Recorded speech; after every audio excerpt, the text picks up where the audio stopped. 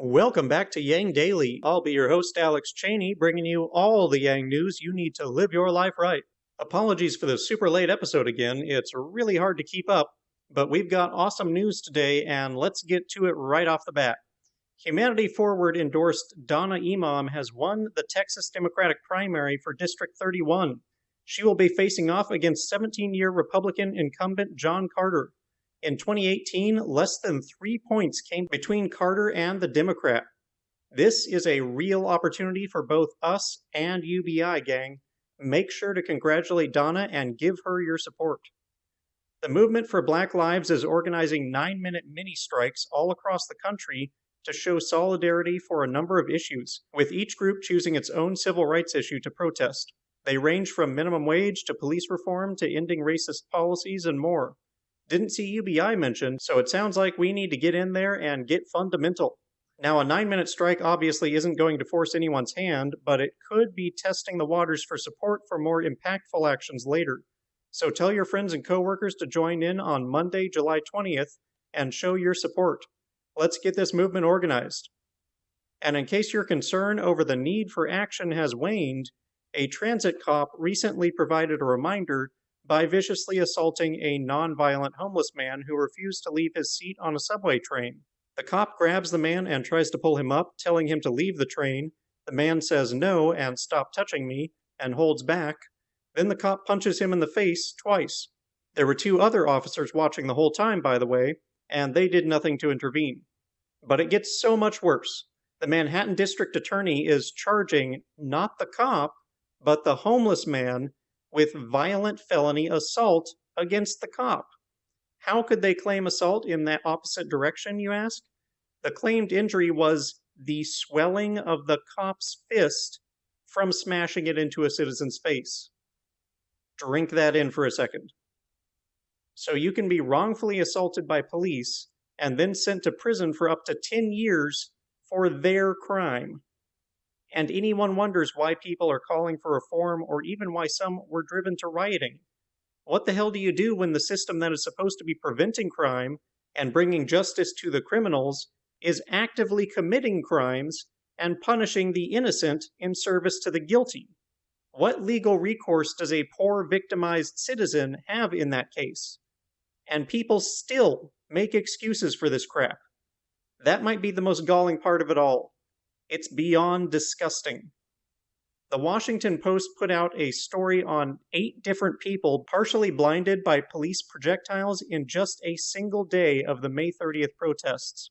Some of the victims were protesters, others were journalists, none were acting violently. In every case for which there was video evidence, the account given by police did not match the video, and the department's own rules for engagement with less lethal weapons were clearly violated. 8 people blinded in 1 day.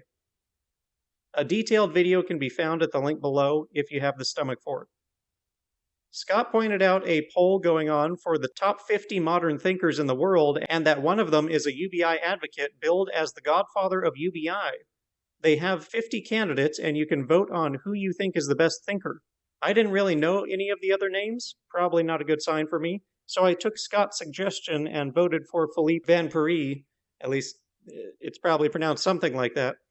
Never pass up an opportunity to popularize UBI. Follow the link below and cast your own vote. John Munitz shared a personal story with Twitter about how his little brother got radicalized by misogynist alt-right groups and that joining the gang led him away from that toxic culture. That's pretty amazing and very much what Yang was aiming for with his campaign, bringing people back from radical and toxic ideology on both sides and uniting them behind pragmatic, compassionate, and effective solutions to the problems that we all share. It's sad that John's brother fell into that crowd, but it's great that he found his way back. Thank you, Yang, for being that guiding light.